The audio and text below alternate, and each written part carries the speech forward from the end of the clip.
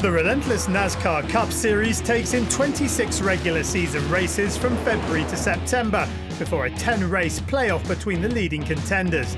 Just 16 drivers made it into the postseason, which began amid high expectations in Las Vegas, with a fan event downtown attended by this year's title hopefuls.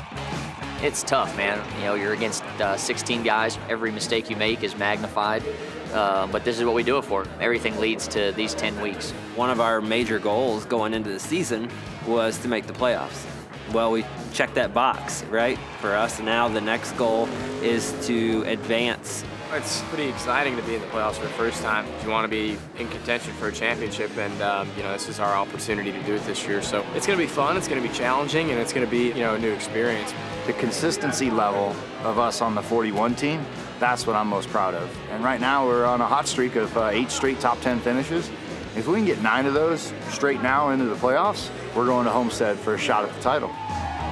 During the season, the big three of Kurt's brother Kyle Busch, Kevin Harvick and Martin Truex Jr. had won 17 races between them, making them heavy favourites to make it to the Final Four showdown at Homestead-Miami. We're the top seed, but it's a challenging 9 weeks. You've got 10 races, but 9 weeks in order to get yourself eligible to be that championship. 4 that get to race at Homestead for the championship. So with each round of the playoffs being 3 races, there's literally no room for any mistakes. And the hard part about our sport is a lot of times you have the fastest car, but strategy will come into play. And you know, we've been good this year to capitalize on the days that we've been in control and won a bunch of races in the regular season and made it to the playoffs. So every race is a part of the process, and here we are with 10 to go. With 4 drivers being cut from the field every 3 weeks until Miami, nobody could take anything for granted. The first man through to the round of 12 was Brad Keselowski, who won in Las Vegas, while Kyle Busch booked his place the following week in Richmond. The first cut-off would happen in Charlotte on the new road course, where everyone was nervous of surprises. This field is full of so many great teams and drivers, and we look through the big organizations with 3, 4 cars, you know, quickly run the math out and racing against some really, really tough companies. And I think that's why we all love playoff sports and why our sport switched to this. Anything can and does happen during the playoffs. Here comes Jimmie Johnson, locks the brakes up. Oh, he's going to slide. He slides through the middle. Truex gets tagged. Now it'll be a fight for the finish line. Ryan Blaney in the 12 will win.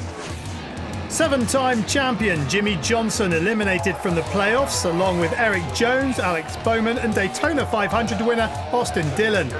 But better news came for Johnson's Hendrick Motorsports the following week, when 22-year-old Chase Elliott booked his place in the next phase. Elliott would win 2 of the 3 races in the round of 12, while SHR's Aric Almirola won the other, his first victory with his new team. Aric Almirola is going to win at Talladega!